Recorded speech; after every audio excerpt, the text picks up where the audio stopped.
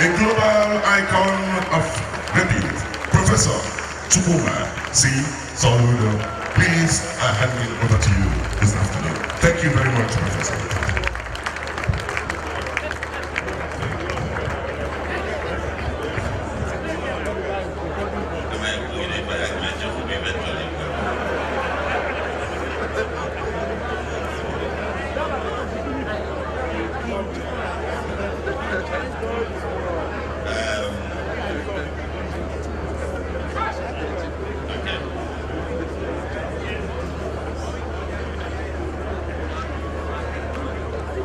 Excellencies, my Lord, spiritual and temporal, and also recognize the Chief Judge of the State, the Speaker, and let me plead with everyone else that I would respectfully want to stand for all the existing protocols. We don't have time. I think the day is well far spent, and I need to go quickly through this lecture. Your Excellencies,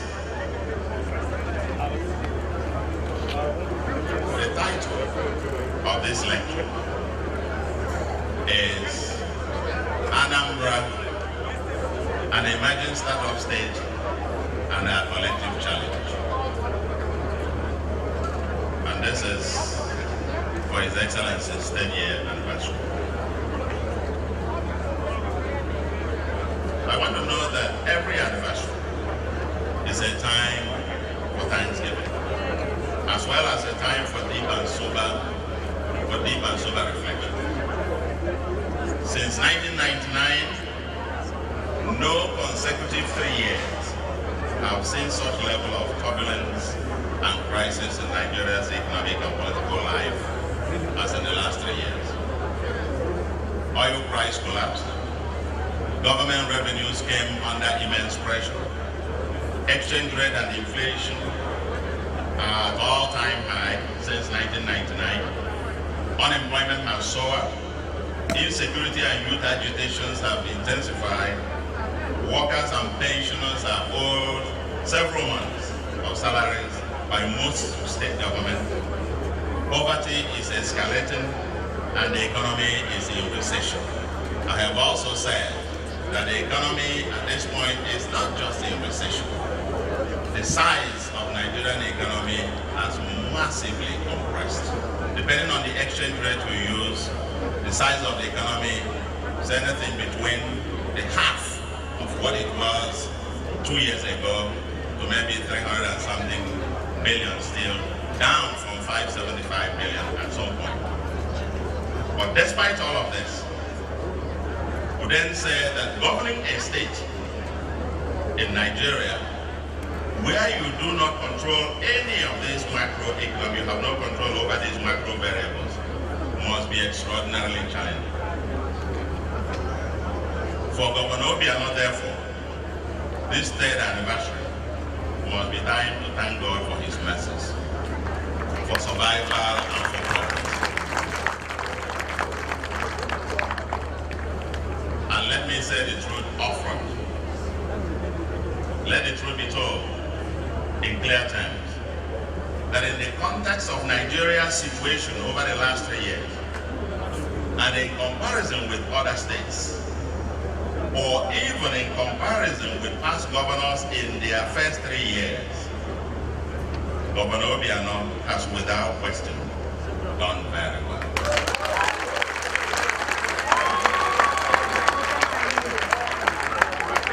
I will return to this statement in a few minutes' time.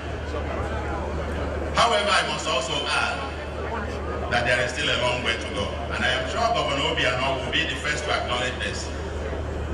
Perhaps this is the reason he chose to mark this anniversary with a public lecture, to brainstorm on the road ahead, and I am glad to lead the discussion. As work in progress, Nigeria is at a critical juncture, requiring fundamental economic and political restructuring en route to a more perfect union. If Nigeria can get its acts together, this moment offers a perfect opportunity for creative destruction and transition to a post-oil economy and a more balanced and stable federation. However, while we wait for the federal government to do the needful and provide leadership to the country, Anambra must unite to exploit our God-given potentials to build a new prosperity corridor, a prosperous homeland for the globalizing tribe. I was given a liberty to choose a topic for this lecture. As I reviewed a lecture that I had given some 2006 on envisioning the African divide, Taiwan, Silicon Valley, and so on, and as well as the very recent powerful but exhaustive treatise by His Royal Majesty Igwe Achebe, the Bio Foundation, yesterday, on October 3, 2006, entitled Agruelno, as well as Governor Obiano's plans and programs, it was really difficult to find anything more to say. However, I have chosen to simply challenge us to action. Let us walk the talk by framing my lecture on Anambra, an emerging startup stage and their collective challenge. I want to recommend a book entitled Startup Nations, the story of Israel's economic miracle. In many ways, Anambra and is potentially comparable to Israel or some other new startup countries or societies. I believe we have useful lessons to learn from Israel as well as several other global tribes. And I will explain what we mean by global tribes. The other global tribes, the Jews, the Anglo-Americans, the Indians, the Chinese, and so on and so forth, with experiences in building prosperous homelands on the kind of creative destruction and innovation that must underpin the revolution to jumpstart Anambra as an island of security and prosperity. Countries, societies that have recently achieved spectacular economic miracles, such as the type that Anambra wants to see, for example, Singapore, Malaysia, South Korea, Dubai, Taiwan, Israel, Ethiopia, Rwanda, etc., have three key features, ladies and gentlemen. The first key feature of all these societies is number one, they got a few fundamentals right. And they kept doing them for an extended period of time. Lee Kuan Yew, the Prime Minister, the longest serving Prime Minister of Singapore, was once asked to explain the Singapore's economic miracle. And his response was that there was no miracle. We got a few things right, we kept doing them for an extended period of time, and that's it.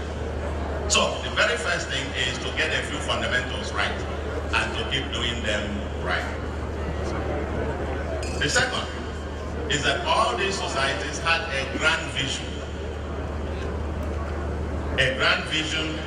and a grand plan, broadly owned with elite cohesion around the plan, such that successive governments kept moving within defined trajectory. And the third pillar, characteristics of all these societies, is that they had longer tenured governments to cement the vision instead of the 4-yearly turnovers with policy reversals and falls of fresh starts. How does Anambra measure on this scale? Our fundamental thesis, ladies and gentlemen, is that Anambra has begun the journey, but that the Anambra need extraordinary cohesion, new thinking orientation, new politics, and different actions to accelerate the momentum for the economic miracle of the 21st century. Can we do that? Can we?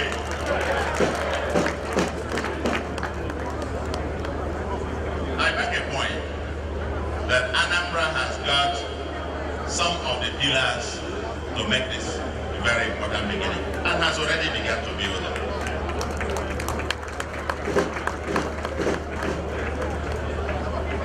In the nearest future, wealth creation in the world will continue to be driven by skills and technology. Old money, based on the brick and mortar, especially derived from low value adding activities rents, primitive accumulation, informal or underground and criminal economy, and wealth from primary commodities will continue to suffer rapid destruction and replacement. As mega cities emerge and populations moving faster than before, and ICT robotics replacing much of human labor, only those who plan and continuously innovate will adapt will survive. And we ask whether Anambra is fit for purpose to prosper in this evolving world. Well, as the governor has said, Anambra has a little less than 5,000 square kilometers of land mass, which is shrinking with erosion sites and Lagos reclaiming that we don't know yet now who is number one and who is number two in terms of land mass. But it also has this, what is not in dispute is that Anambra has the second largest population density. When you even add the fact that we are losing land, that even escalates more. With 60% urbanization rate, actually about 62 some years ago, probably now getting closer to 70% urbanization, Anambra will, over the next 50 years, no doubt become one mega city, with a population approaching 20 million, as we begin also to attract more people into the state. It is strategically located to become a commercial and industrial hub with boundaries. Anambra has boundaries with the north through Kogi, boundaries with the south through Delta and rivers actually. Anambra has boundaries, of course, with the southeast, Abia, Enugu, and Imo. Now, by the latest population estimate, the population inside of Anambra today, the homeland, is slightly over 5 million. It should be the 10th most populous. But again, Anambra is one state that is estimated that more than half of the indigenes of Anambra live outside of the state. Which case, if you have like 5 million, give and take the non-indigenes that live in Anambra, you probably have maybe another 4 million in the Anambra living outside of Anambra state, even within the country. We're not yet talking about the millions that have migrated and are settling all around Africa and around the world. So, I call this any person from Anambra who is not living in Anambra to be a member of the greater diaspora. If you consider all of this, then Anambra has got millions and millions of its indigenes in the diaspora. Well, in literally every village, non-indigenes are becoming a significant share of the population as well, especially those hired as security guards and Okada drivers. And so on. Becoming the rate of urbanization in terms of the population surge in these areas is now such that during Christmas, the kind of traffic that you begin to have in those, with this population today, fast forward to about 5 decades from now, where you probably have like 3-4 times what you have today, only God knows. And then we begin to now think about what Anambra could be in that particular point in time. In 2006, during the lecture that I referenced earlier, I asked if there were white people living in Anambra. And that I explained was an indication about whether the state actually was moving forward or stagnating. If a city that is growing must have the capacity to attract and retain foreigners. If you take that as a good indicator. Today, not only are there several foreigners in Anambra, but the Chinese flooding into Anambra and making Anambra a home. Someone told me a rough estimate of about 400 Chinese in Anambra. There are now several institutions in Anambra where Chinese language is taught to thousands of enthusiastic Anambra people. Our GDP at about $13.5 billion in 2014, or about 3% of Nigeria's GDP, will rank Anambra as the 122nd country in the world in terms of the size of if it were to be a country. If you put it the other way, if it were a country in Africa, Anambra will actually be about the 24th largest country in Africa, out of 54 countries that it gets to be.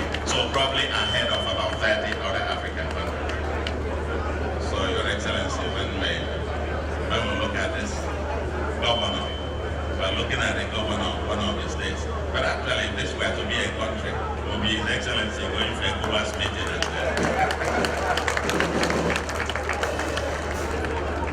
Anambra's economy is probably the 4th largest economy in Nigeria.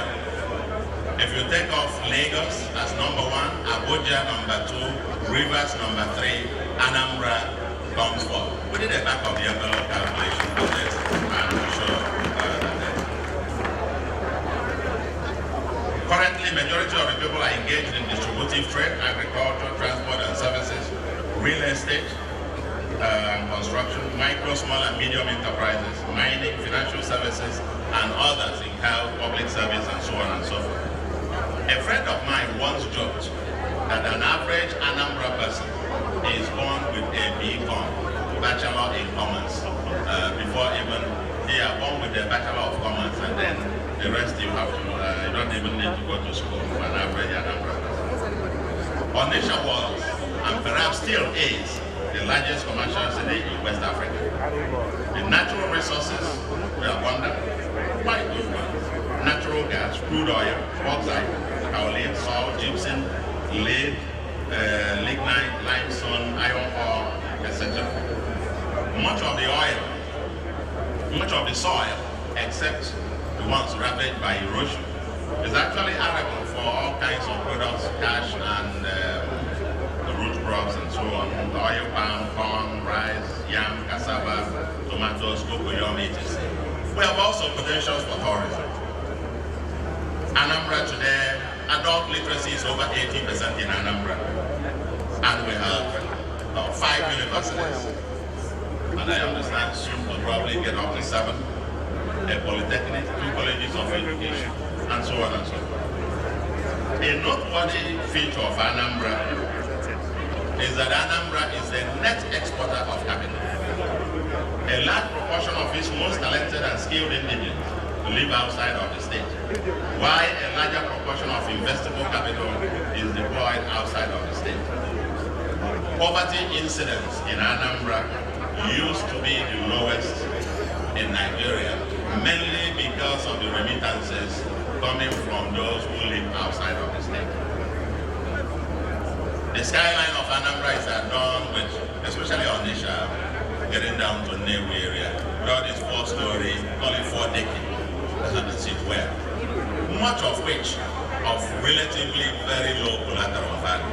The governor will understand this. If you have a 4-story building, in all versus a 4-story building at Ikeja, you know how you value that and the size of loan that you are able to extend to the person. And consequently, it is not surprising, Governor, I think you know this, that Anambra State, Anambra has the 4th largest concentration of bank deposits in Nigeria.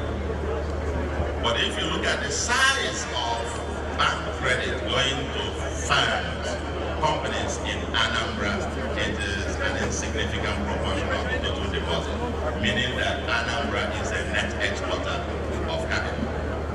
This must change in order for us to move forward. The key point of the foregoing, ladies and gentlemen, is that Anambra has a strong economic base and the human and natural resources and assets to accelerate the momentum of transformation.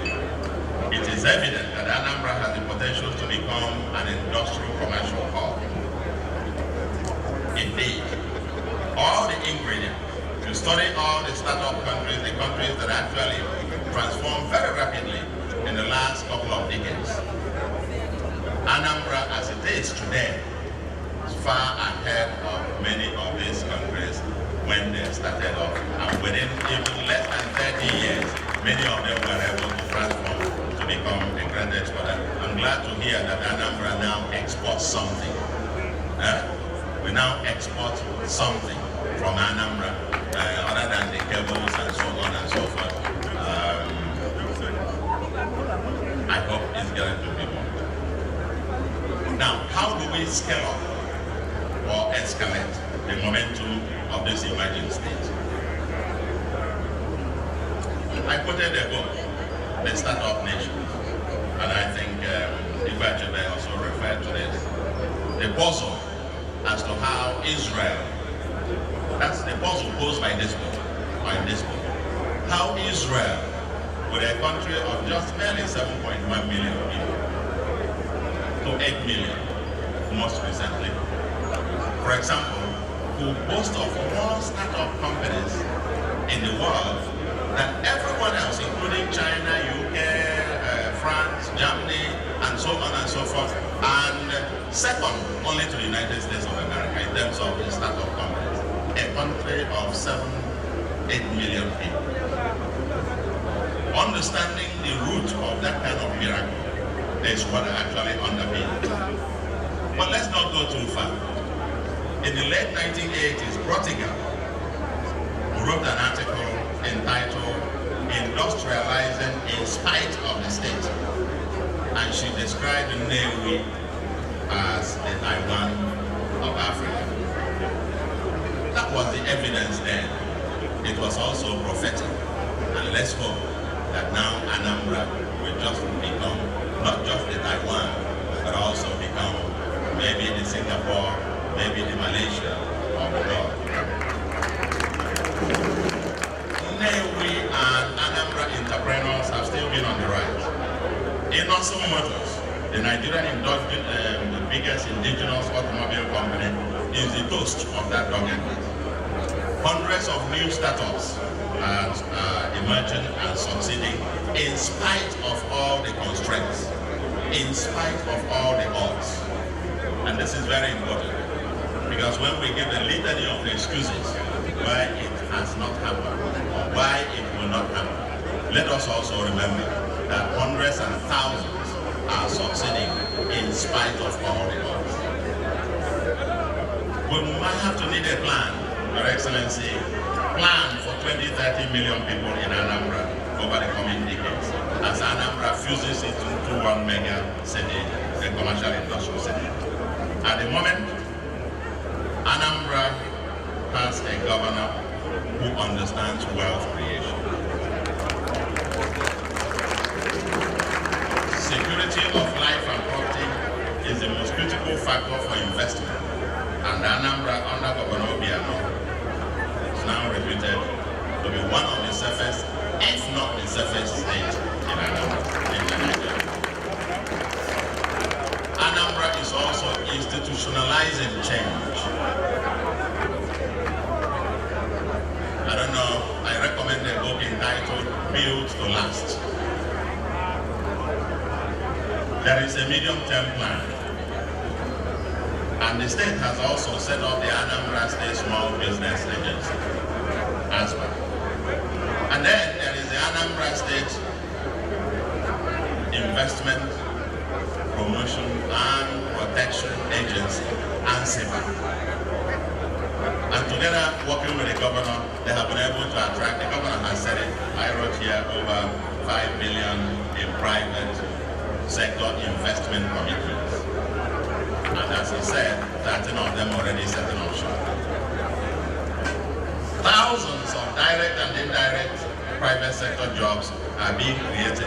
And this is remarkable at a time that the country at large is in an economic recession and unemployment has more than doubled in Nigeria. So when Nigeria is in a recession and compressing and unemployment is more than doubling, Anambra is a net job creator. So, with the campaign for Chukwuma, are we about to see a significant escalation of the startups and economic such that in the next 10 to 20 years, Anambra will be said to be an island of prosperity, an economic miracle with more startup companies than most countries. Is that what we are beginning to see? Over the next several years, I can see the second Niger Bridge, and hopefully with the rail line, that merges Delta with Onitsha Anambra as a mega alternative to Lagos. We can also see the skyline along the River Niger, like the skyline of Hong Kong. In the next several years also, Anambra should be an international city to be accessible by air, land, and sea through the seaport in Onitsha. The new dynamic economy will make Anambra the first choice destination. Truly make Anambra the true choice destination. So as at that time, Your Excellency, it's no longer a vision. It would have become a reality in the several years to come. It will be there, that's the first choice destination for high value added opportunities, both investment and jobs. High skilled labor will now be migrating down to Anambra to look for opportunities, whereas those who have cash to invest are also looking for Anambra because iron sharpens iron. By then you have a critical mass of them. The buoyant economy will ensure that internally generated revenue should not only cover all recurrent expenditures, but also contribute to capital expenditure. I think the governor is already setting Anambra on the path to fiscal sustainability by increasing the IGR by about, I think, 188%, something like that. To work, we therefore then need to urgently mobilize the human capital, finance, and institutions. And the starting point, ladies and gentlemen, is for Anambra to agree that Anambra's prosperity will be built with private capital, domestic, diaspora, and FDI. The government, both states and federal, can only play facilitation role. To accelerate the momentum, however, there are a few things we need to think about. The first, ladies and gentlemen, we must begin to change the narrative and change the language about ourselves. The way we think makes all the difference. And I say that it's all in our mind. And that strong positive thinking and self-belief will get us there. That is the Igbo spirit. That is the Anambra spirit. The narrative that we need political power at the center to change our future is false.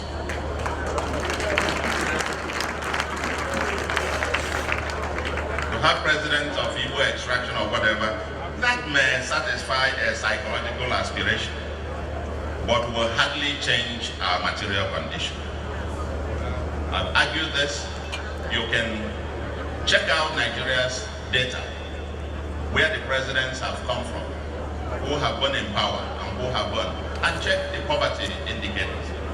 Albeit the 12 frontline states of Nigeria in the north that have dominated power for close to 40-something years in Nigeria, they also have poverty incidence from 70% to almost 90%. It's an elite game, let's face it. So, but then if you get to the contrary, and I will come to that in a second. I said it is false. It will satisfy this, but it doesn't quite do that. Of recent, I've said we had a president, Nnamdi Azikiwe and Ebele. We had deputy senate president. We had deputy speaker. We had the ministers. We had minister of finance, coordinating minister of the economy. We had all those, with the exception of my sister that I saw there. I mean, princess, who came, saw, and conquered. But yeah, we had all of this. People were in charge of all the financial, almost economic institutions. But there was still not one motorable federal highway in Igbo land. So the issue about power holding power and prosperity of the homeland. Obasanjo was president and there was still no road to water and so on. And then take our friend from Bayelsa, go to Tuoke and see how that has changed. So the issue that we keep hoping until we get political power, then the magic will drop from the air, is a false category. And in my view, it distracts us from the hard work that we need to do in order to build our I want to persuade us that economic power is what is in our DNA, and that is the power that can endure, not the ephemeral political power. While in the Igbo, on the Anambra, may be marginalized, unquote, in terms of political appointments, this is for the elite, again, that constitute less than 0.01% of our population. The average Anambra Igbo person is doing far better economically than an average non-Igbo Nigerian.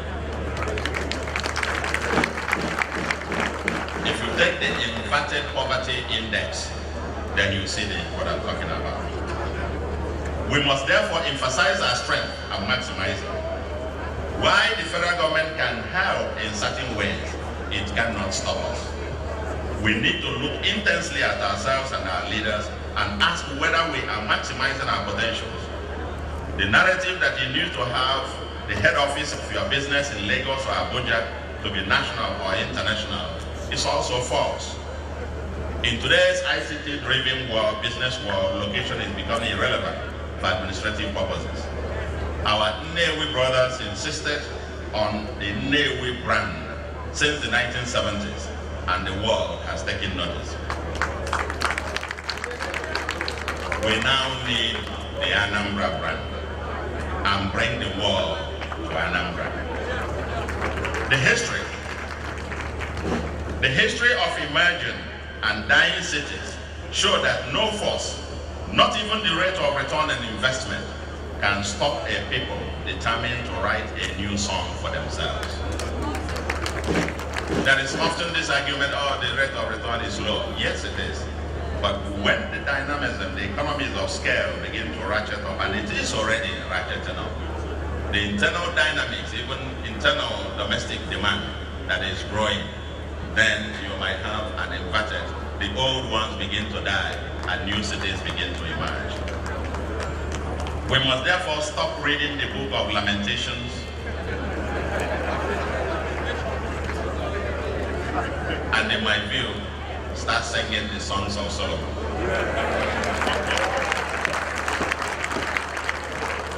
My preferred narrative is that the Igbo Anambra are moving forward economically and will continue to get better. We haven't seen anything yet, I believe. The second, so we change the narrative. As we point one finger there, the other three are pointing at us. Let's change that narrative and the focus. It's all in the mind. The second is that we must maximize the networks of the emerging global tribe. Igbos constitute an emerging global tribe. Just like the Indians, Chinese, the Jews, the Anglo-Americans, the Japanese, and so on. We're all over the world, with increasingly significant settlements in most African countries and an emerging force in certain lines of businesses, especially electronics and auto spare parts. I travel quite a lot around Africa, and wherever I go, I ask to see where the business people are, where they dominate. More often than not, you are going to see a cluster. I traveled to one country where there are more than a few kilometers. They are selling nothing but electronics and auto spare parts. And the deputy minister that was taking me around told me that was called Nigeria Street. I asked him what they do there. He told me. I told him I think I know the people. And when we passed through, I moved into, sporadically walked into 10 shops. Each where that I went into, I told them, Kedu, and somebody out there will smile and say, oh, the man,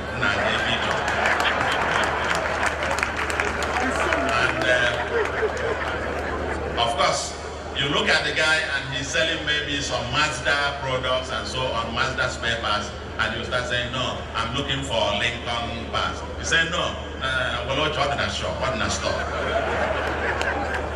Store. 10 shops, all from the buy, and I came back and I told him I know the people. All over Africa, all over the world, we are taking hold of certain lines of businesses and dominating them. And I will also say one thing. Opolo Nafade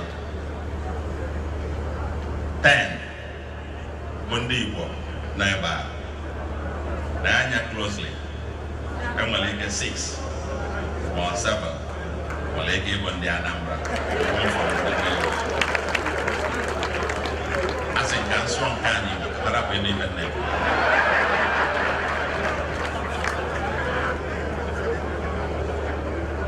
They have a unique business, Anambra, the Igbos and Anambra, we have a unique business practice based on social capital and trust. Through the apprenticeship system, the Igbos willingly and happily train and empower their future competitors in the same lines of business. For business people, think about it. For those in business school, think about this model. How a people willingly and happily train their next lines of competitors in their own model. That's part of the secret. But this is a book, a lecture for another day. Currently, much of the businesses in the homeland and elsewhere in Africa are in the low-skill, low-technology sectors. But let me remind ourselves as we celebrate that Igbos are the only global tribe that does not have a prosperous homeland.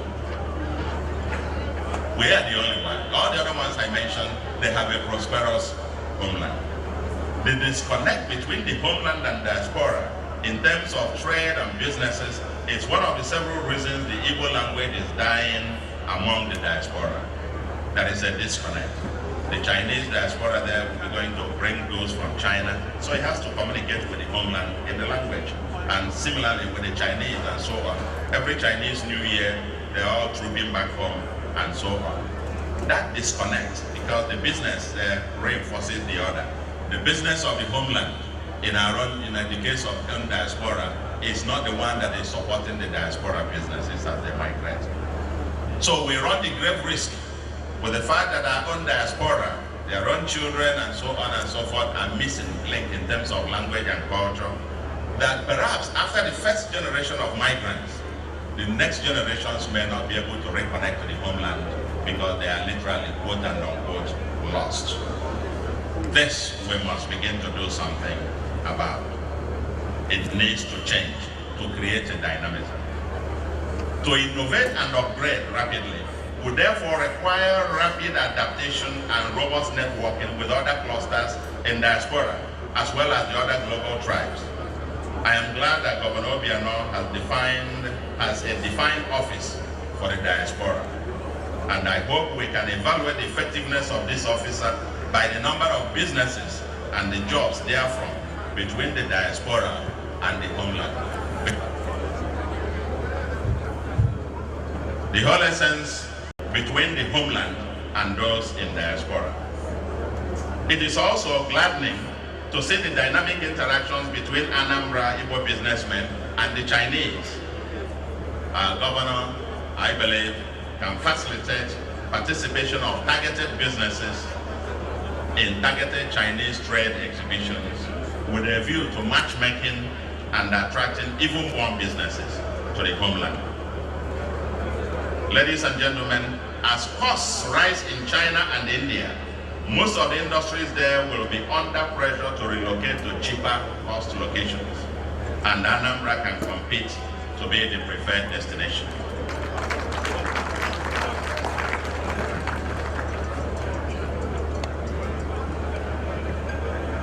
I wait for you to take your seat.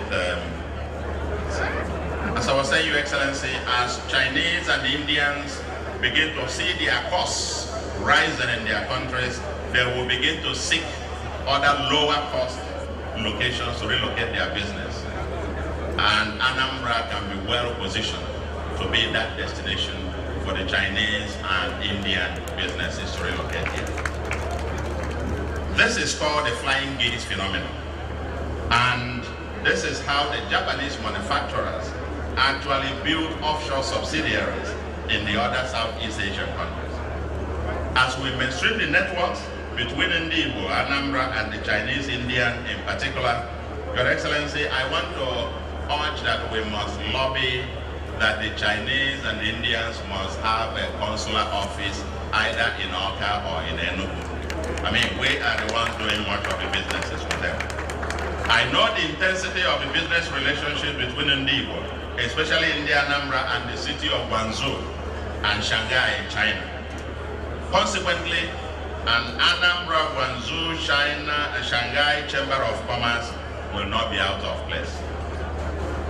The third pillar is that we need to mainstream Anambra, my permanent home philosophy.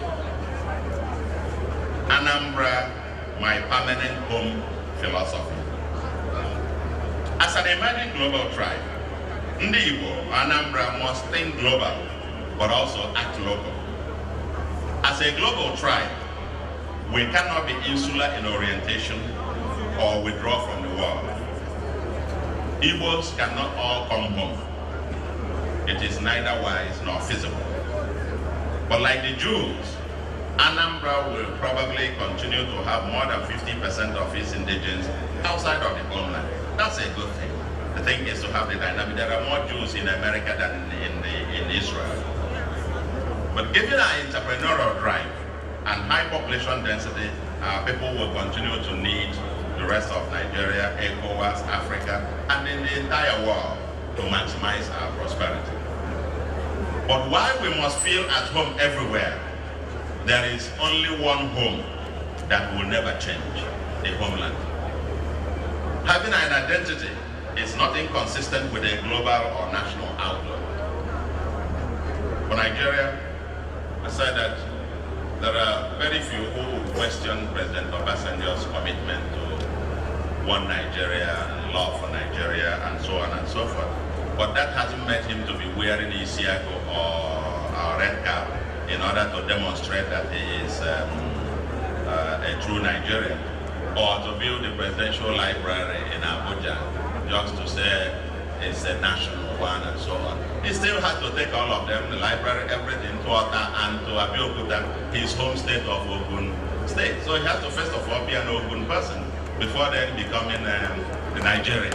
And I want to say that our people, we cannot be shy about mainstreaming our identity. You are who you are. My bill is that God did not make a mistake by making us in the Anambra. I therefore urge us that while apologizing, you recall that while Governor Fashola was apologizing for the deportation of Ndi Anambra from Lagos, he challenged us with a poser, namely, why are you people running away from your homeland or from your own state? Many of our people felt offended and reminded him that Lagos State was, for decades, built with Nigeria's collective resources running into hundreds of billions of dollars as Nigeria's economic and political capital until Abuja emerged. For me, rather, we should turn the provocation into a positive anger and a challenge to build a prosperous homeland. And our major hidden reserve for this, like the Jewish state, is our diaspora resources scattered outside of the state. This reserve needs to be energized, conscientized, and mobilized in the new Anambra is my home philosophy. Consequently, I want to pose a question to the millions of Anambra indigents living outside of the state. How much tax or financial contributions do you make to your state in a year? And that is the state or government that preserves and improves your, quote, permanent home address.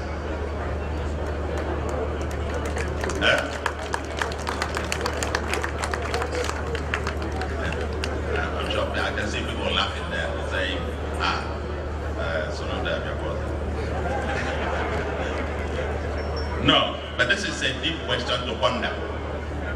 But then I said this, To the extent, and I want you to think about it, to the extent that Nigeria insists on state of origin as the defining feature of citizenship rather than residency, every Nigerian who lives outside of his state of origin is presumed by Nigerian law to have at least 2 residences recognized by law, because it asks you to state your state of origin. So it presumes, whether you are in Lagos or in Abuja, it presumes that you probably have somewhere else recognized then as such. And so I ask the question, why therefore is there no mechanism for the sharing of taxes paid by such dual residents between their state of origin and states of residence?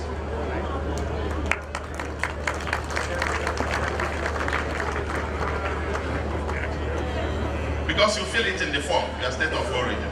So if you pay tax, whether you are in Lagos or you are in Abuja, why imagine, ladies and gentlemen, if Anambra state government gets back just 25% of all taxes paid by Anambra all over the country. If you have a sharing formula, let's say 25-75, you live here, you pay the tax here, the state there keeps 75, you repatriate 25 to the state, because the home government still preserves and protects your assets here as your permanent home address.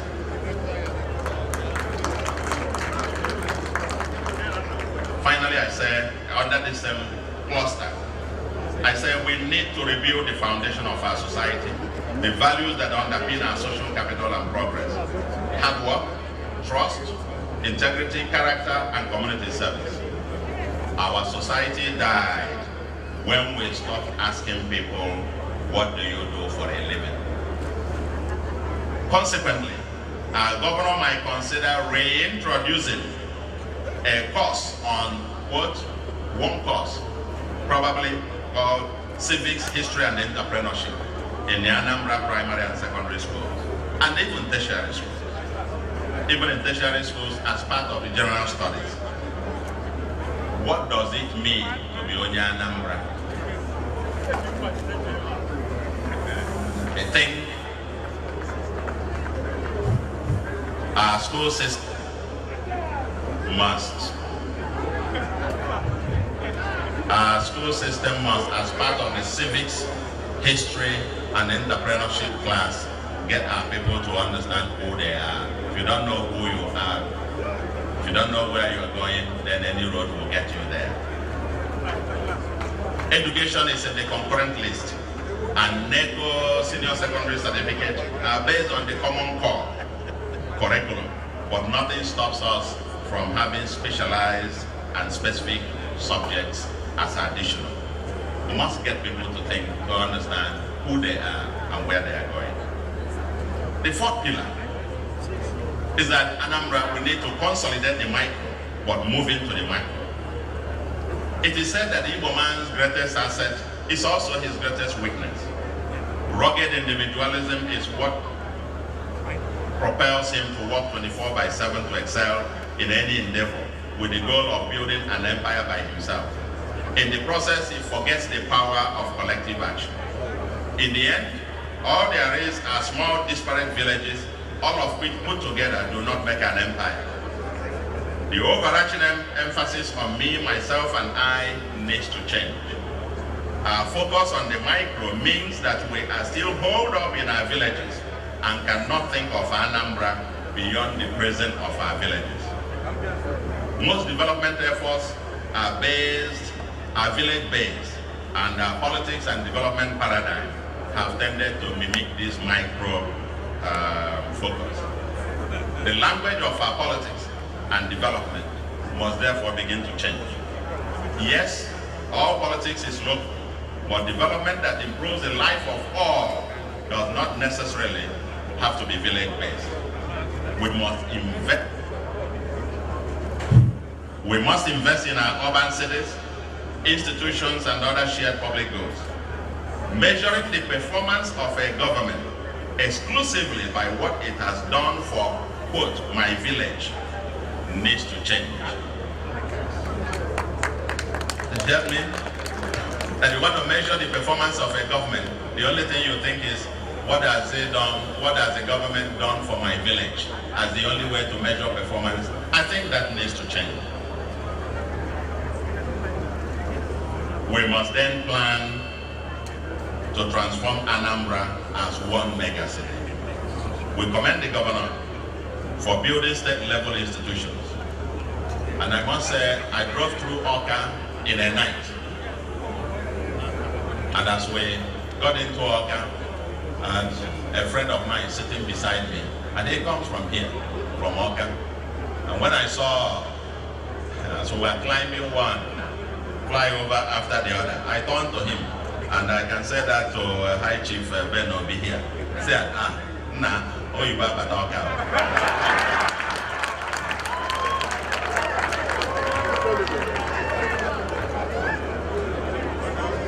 At the business level, we must commend the new forms of partnership that are emerging amongst businessmen. The Igbo man's unique business model is cooperative competition, and networks play the driving role. We need to reinvent the People's Club philosophy, except that this time, it is no longer just a social insurance scheme, but now as a business council, with members from both the homeland and the diaspora. It is urgent, and we must move forward. The next pillar, before I get to the last one, is Anambra Citizens United. Ladies and gentlemen, we must mainstream citizens' power. We get the kind of government we demand. As citizens, we commend the government. We must commend the government where it performs, criticize it where it errs, and contribute positively ideas to help development where possible. This is our civic duty, without which our democracy and sustained transformation cannot endure. Even those who will never see anything good in a government are also welcome. They are doing their own civic duty. Whatever happens, maybe they see the governor, he wears this dress, and then we must point out that he should have worn it the other way around, and so on and so forth. They are all welcome. This is democracy, and opinions are free. I say this because we can only get the government, we can only get the society that we all demand. If everybody goes down to his shop and says it doesn't bother me, then Anambra of our dream will not happen by accident. Then I think of government as the last pillar. Let me say, ladies and gentlemen, that government, whether state or federal, in my view, in this emerging startup state status that we want to get to, government will only play a minor facilitation role. Government resources are very small relative to need.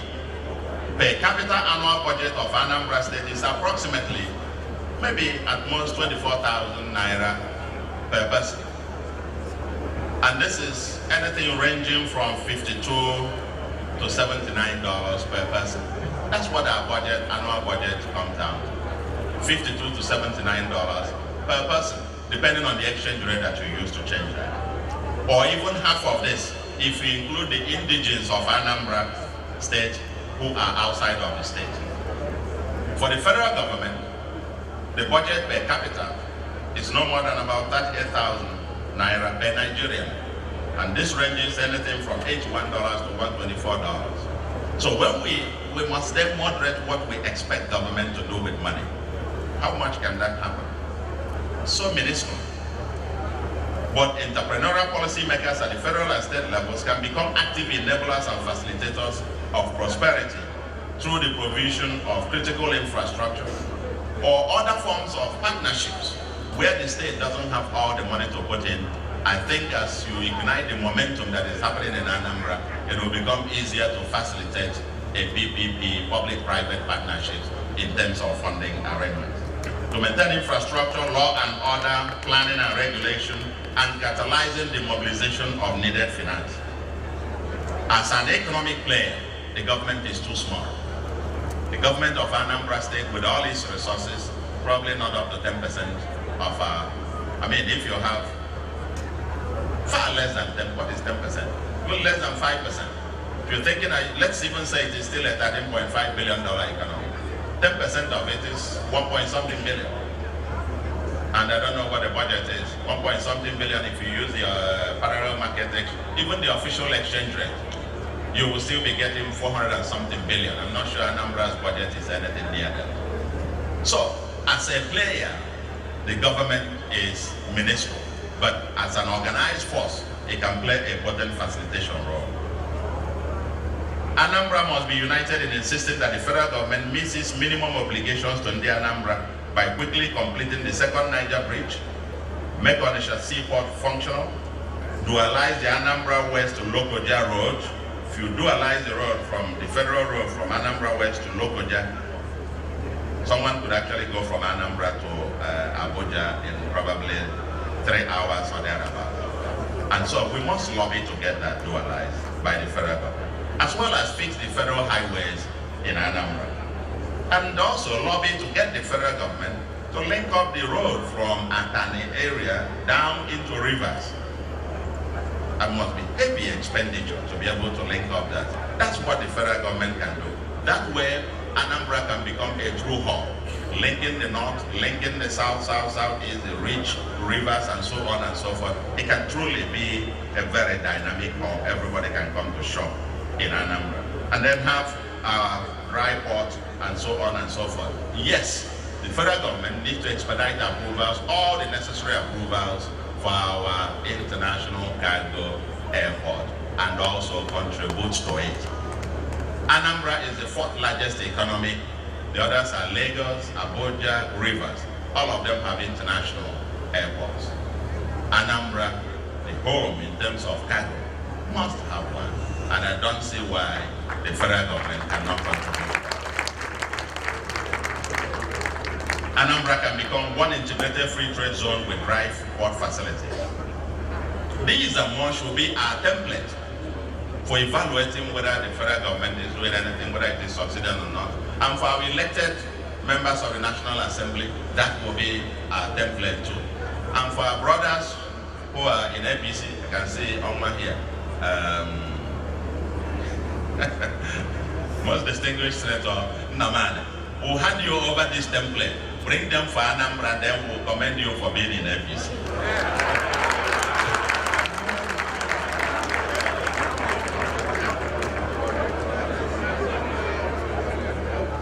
Your Excellencies, ladies and gentlemen, I talk the last major part of my presentation. I call it the politics of the unfinished business.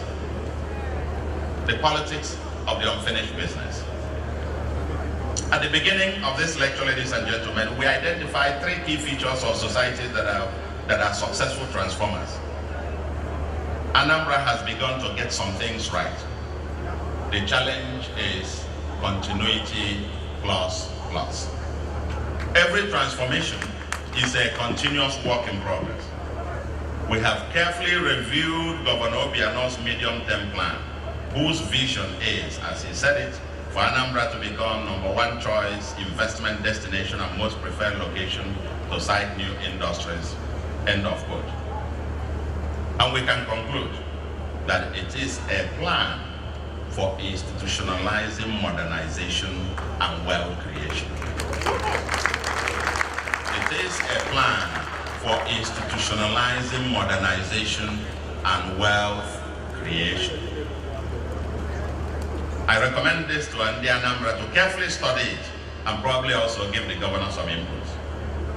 Governor Obiano has demonstrated that he is a business-friendly governor who is walking the talk when it comes to job creation.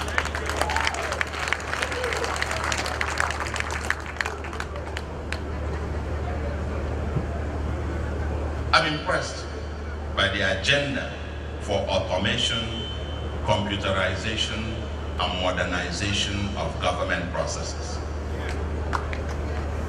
This is commendable and needs to be deepened. I'm particularly impressed by the article, by the effort to collect and process and store data. statistics. My dear Governor, this is some of those soft infrastructure of governance, because nobody sees them. It's not tarring a road, it's not anything. But I can tell you, sustainable institutions, sustainable governance, to have a government that is built to last, cannot happen without this. If you can't measure it, you can't improve it. And so the emphasis on collecting even basic data. I've called on several government agencies just to get some data. And people got to go to look for the files and so on for God knows till when. Getting these things to get into the modern age, I think is very impressive. And I think, like Singapore, Malaysia, Dubai, and so on did, the challenge is to sustain the momentum of the implementation of this plan. Second, we must also urge the governor to look beyond his medium-term plan. As governor and leader of Africa, we urge him to build upon his very inspiring speech at the 2016 World Igbo Congress, to actively engage in the ongoing debate about the political future of Igbo and the urgency of the economic transformation of our Igbo. There's a discussion going on in that regard. We commend him and his colleague governors of the Southeast for announcing their commitment to active coordination of regional development. Furthermore, the governor might need to mobilize the Anambra to build upon his medium-term plan to craft what I call a grand 50-year Anambra plan. And this plan to be broadly owned by India Anambra as the template for building and sustaining our emerging startup state. This plan, the grand one, His Excellency Gov Willie Obiano has planned, his government have read through the economic blueprint, fantastic. But then, Gov Willie Obiano will come and go. We now need a longer term. The Igbos are thinking of a 50-year vision. We need a 50-year broad template of a plan that successive governments after Obiano can now say that you can go a little to the right, a little to the left, but you are still within the same boundary. We know where you want to go. APC, you contribute, PDP, Hapuga, Labour, everybody will be in the table. It will be Anambra's plan. And it will be a template when we use to judge future governments. When they get outside of the boundary, we begin to raise the alarm, so to speak. This is a part of the ingredients of all the successful places, new startup states that we mentioned before. So, you've got a few things right, continue doing them right, you have a grand plan. And therefore, we then come to the subsequent states can now use this and so on. And please, Your Excellency, your plan about jump-starting the Anambra Airport. I think come rain, come sunshine, even if we need another summit, a summit for that, we all have to go out and mobilize whatever is necessary to make sure that the major runway is finished while you are still sitting there. It has to be done. Anambra must be accessible by air, land, and sea to be an international city. Please, please, please.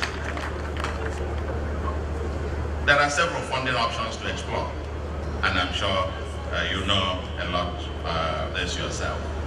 So, ladies and gentlemen, we have the first two ingredients in place. You have the plan, you have gotten things right, you are beginning to do them, and Anambra is showing. On the average, I think we are doing, on the average, far better than most other states. And like I said, even at individual level. That's no question. The third ingredient, therefore, relates to having governments with reasonably long period to cement their vision. This is the third key and last element. When you have a government in place and is getting things done right? How long? How soon? 1 month, 2 months, 1 year, 5 years, 10 years, 30 years? In Singapore, people quote often, Lee Kuan Yew was there for about 32 years. You get to Mahathir in Malaysia, we talk about long-term vision, long-term plan. I said, name places where you had this long-term vision, long-term plan that was implemented with every 4 years of regime change, and people come and move 5 steps forward and 7 backwards, and so on and so forth. Show me where it actually happened with a long-term vision. And there are very few you can point to in history. So, ladies and gentlemen, the Nigerian Constitution allows a maximum of 8 years for governors and presidents, with elections every 4 years. And the million-dollar question is, what do we do with Governor Obiano in this election year?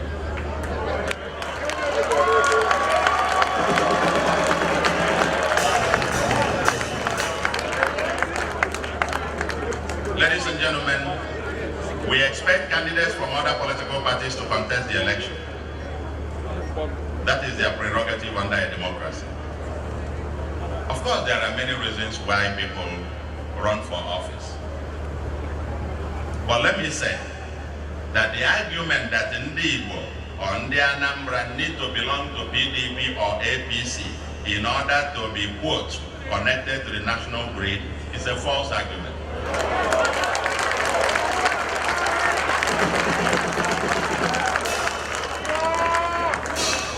Let me say that sometime in my past life, I thought the same way. But I think I was wrong. And I think that argument is wrong. I share with you, and I want anybody to show me the contrary, that since 1999, the evidence, there is no evidence to suggest that when a state government or the state governor belongs to the same party as the president who is in Abuja, that the particular state gets anything extra than any other person. Let somebody show me the evidence. I'm willing to see that. There is no such evidence. Principally, part of the reason is that the party system we have today is simply a platform to get power. I'm not sure even when they get into office, they still remember. That's why I'm holding APC here. Go back, we cannot let you walk away. You made certain promises to us, and you must fulfill them. Because people just make these promises and walk away, and there is no more party anymore. Anybody who is elected gets there and does his own thing. So, during the MPP, MPN days, you could tell if you passed through an MPN state, because they implemented their program. You could tell when you pass through a UPN state because they implemented their program. Today, PDP was in power for 16 years. Show me 2 PDP states that resemble one another. None. Or show me PDP state that got any dime or anything extra because the PDP controlled the center and controlled the state. Not one. In fact, I had a governor from one of the northern states who was complaining under the last government. They belonged to PDP, but that the federal government could not show 5 million, could not come to his state to commission 5 million naira project. But Anambra, under Africa, nobody were able to get under even as Africa. And let me also make a thesis that might surprise you. The evidence, and we can have a debate on this, that Ndi Igbo have always, compared to pre-99 and post-99, fared much better when they organized together as a political force and bargained with the center than when they dissipated to join the government.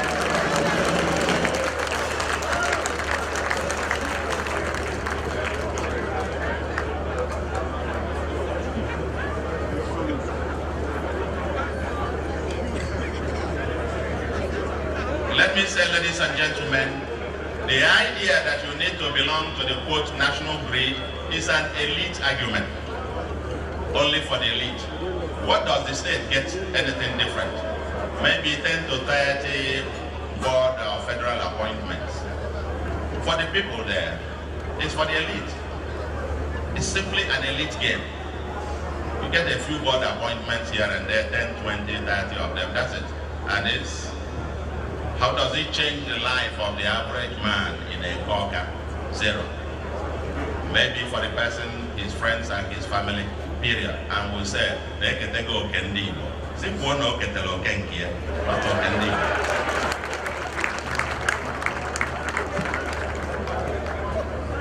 Let me also hazard one reason why, because people run for this office for different reasons, why they want to join particular parties. The logic is simple. We want to get these things come together so that a place like Anigo, where you know certain particular or some parties don't hardly exist, you want to join so that you know, you can be given the armed forces, army and police, and INEC, you can write the result and call it and whatever and so on. But I'm afraid that may no longer work.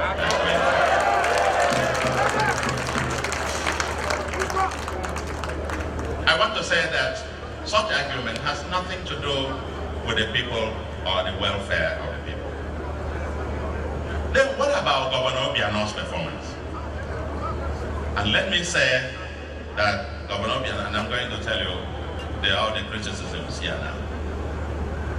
I want to say that as the chief servant of Anambra, Your Excellency, you know you are not perfect. No one can be. Some have issues with aspects of his style. Some have personal or political issues with him. Some criticize his appointments or location or projects. Some say he hasn't done it for their village or whatever, and so on and so forth. So, why for some, I told him this while I was sitting there, he is not reaching out. And Your Excellency, I don't know if you understand that. Biko, start reaching out.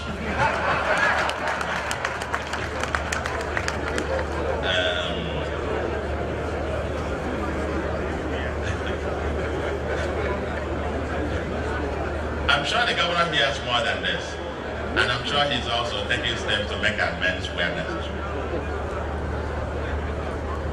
Since 1999, ladies and gentlemen, Anambra has not done badly on governance.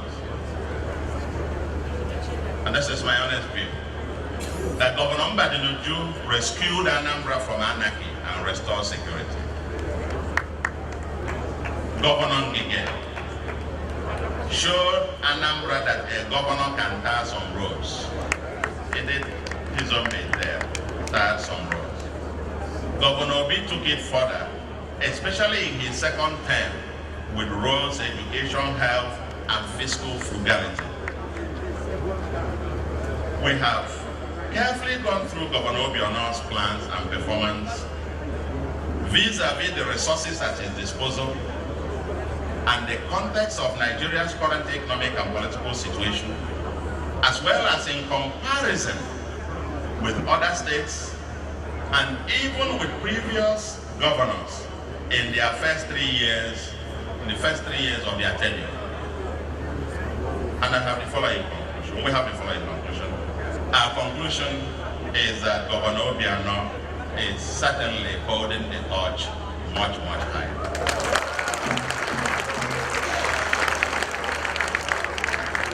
The list of this is long, ranging from exemplary security of life and property, agricultural and industrial transformation, this has been said, with thousands of jobs, continuation of roads and bridges and so on and so forth.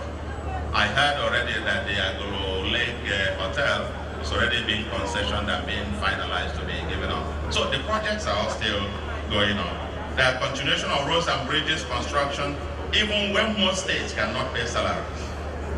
The institutionalization, modernization of governance is taking Anambra towards fiscal sustainability, as I said before, with the IGR, extending health and education reforms, etc., etc., etc. It's not only us that have reached this conclusion. The rest of the country is also taking note. And what with the various awards and recognitions that have been bestowed on him, even by some quarters you might say unusual. It is a fact that no governor of Anambra has been so widely recognized in his first 3 years since 1999.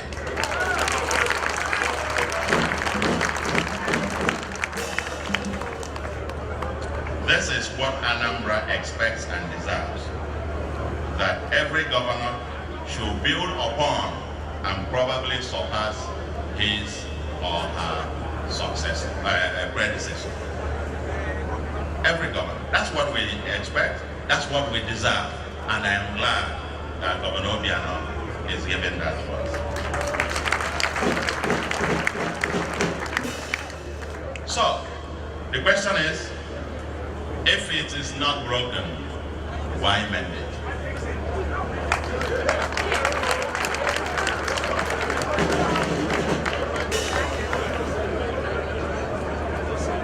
If it is not broken, why mend it? And I must say today that for me, I'm sure many people see me coming to make this speech and so on, and wondering, because even as I was walking in here, I was still getting texts. That I was under some pressure, so to run for the office. And I am not running for the office, principally because I asked this same question, if it is not broken, why?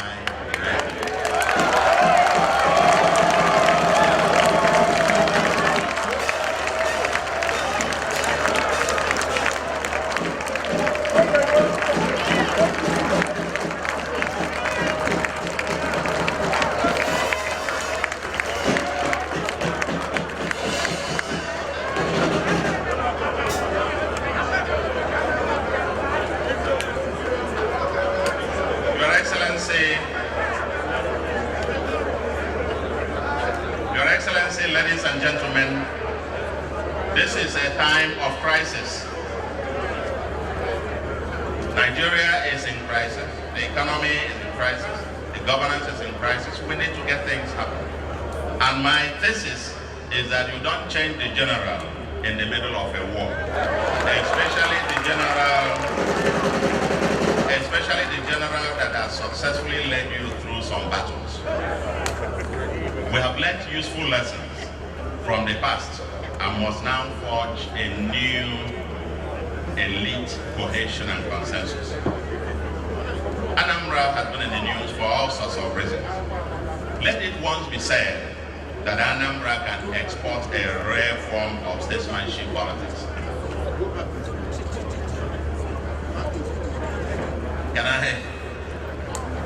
If I have your authority, I want to employ our brothers and sisters who are planning to contest for the governorship of Anambra, that it is better to deploy the billions of naira that would have been frittered away running here and there. Deploy it and join the bandwagon of these new startups and set up some industries in Anambra and employ some people.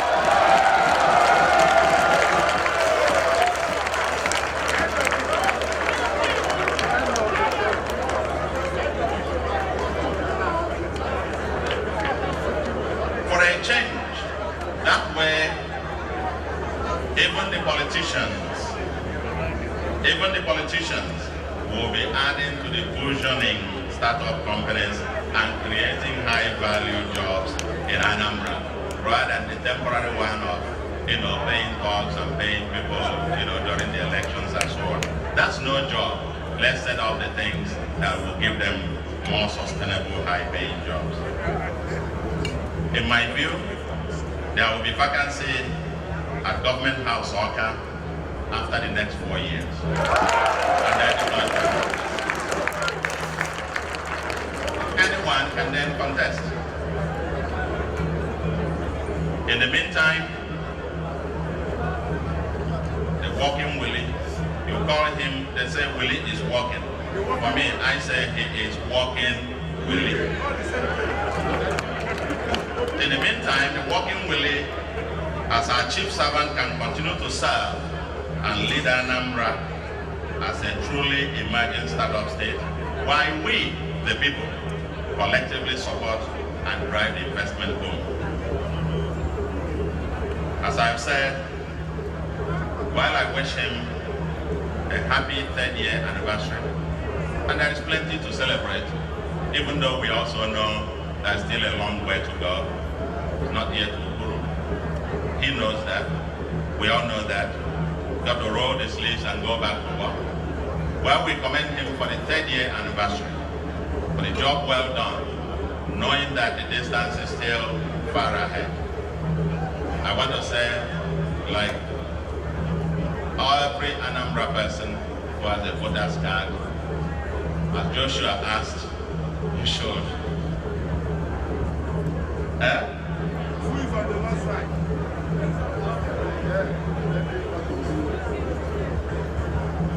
Also, one Chukwuma get. But I say, ask for one is, you know, no. If I got to a bad cell, can